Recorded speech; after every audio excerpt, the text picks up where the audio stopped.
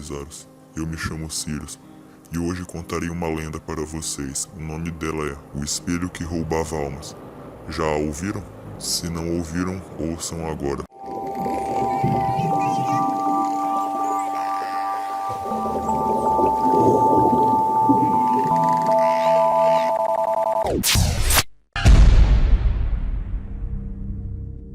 O que mais me lembro de minha infância era o grande espelho que havia na sala da casa da minha avó paterna.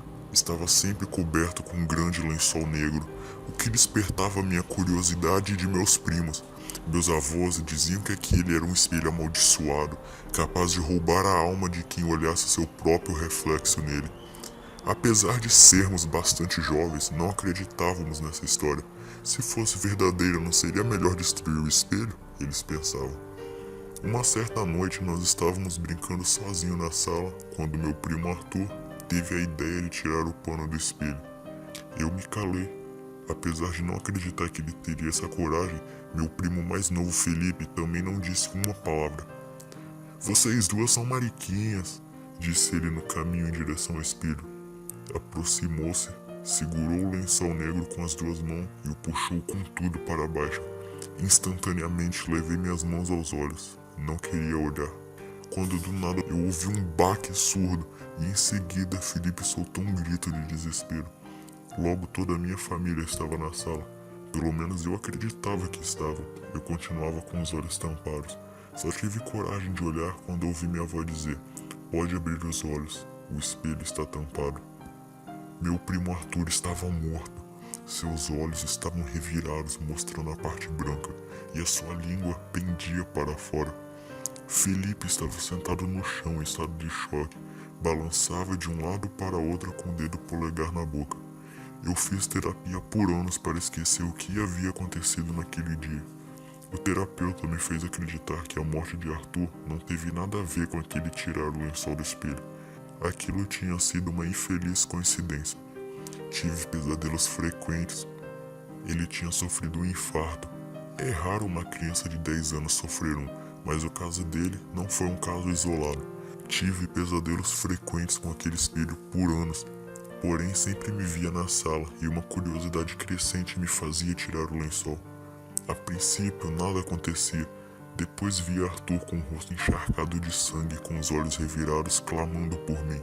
"Venha, primo, me sinto tão sozinho aqui, faz frio, não é um espaço tão grande, mas é o suficiente para brincarmos". Ainda hoje, embora não com a mesma frequência, eu ainda sonho com ele. Meu primo Felipe estava internado em um hospital psiquiátrico há 10 anos. Na época, eu acreditava que Felipe tinha olhado para o espelho, mas ele contou em um de seus raros momentos de lucidez que viu seu reflexo apenas de soslaio. Meu psiquiatra também tinha uma resposta para isso. Foi o trauma de ter presenciado a morte do irmão que o deixou assim. "Algumas pessoas são mais fortes que as outras", me disse ele certa vez. Casei-me e aceitei que o que havia acontecido foi obra do acaso. Minha própria avó contou que era tudo uma invenção dela para nos amedrontar. Depois da morte de meu primo, só voltei na casa dela por 2 ocasiões. A primeira, há 2 anos atrás, quando meu avô faleceu, e a segunda, alguns meses atrás, quando minha avó faleceu. Embora minha avó fosse uma pessoa cheia de vida, depois da morte de meu avô ela já não era mais a mesma e raramente nos ligava ou visitava. Ela foi encontrada morta em frente ao espelho com um lençol negro na mão. Suas feições, conforme me contaram, eram as mesmas do meu primo. Pelo menos uma vez por ano eu ainda tenho aquele sonho.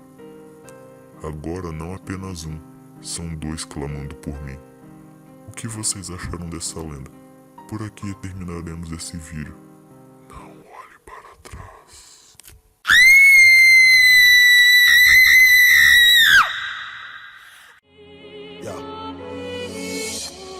All of my youngest, some savages running your trap, at you up for them packages. Rob you for bricks, finesse you for pounds. Fuck all that talking, they lame.